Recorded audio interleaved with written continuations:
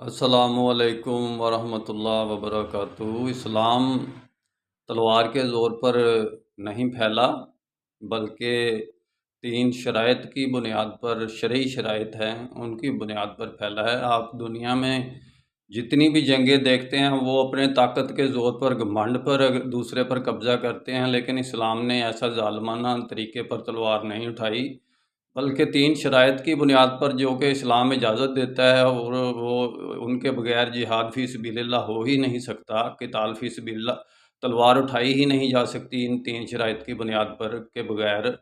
یعنی سب سے پہلے مسلمین ہو جاؤ، اس میں کہاں تلوار ہے؟ تلوار کے بغیر، یعنی کہ آپ صلی اللہ علیہ وسلم یہ سب سے پہلے یہ پیشکش رکھتے تھے کہ مسلمین کے نیٹ ورک میں آ جائیں۔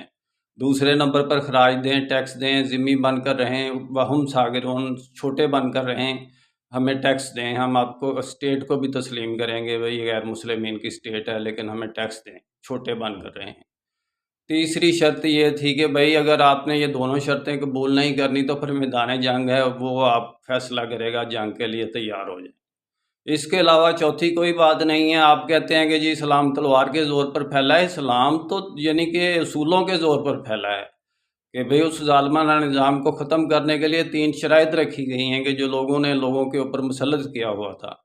میرا کام اسلامک ورلڈ کی امن اور یونائٹی کا ہے، انشاءاللہ ڈیٹیل میں بات پھر ہوگی۔ نسبت، وحدت، خدمت، خیر کے ساتھ، اللہ حافظ۔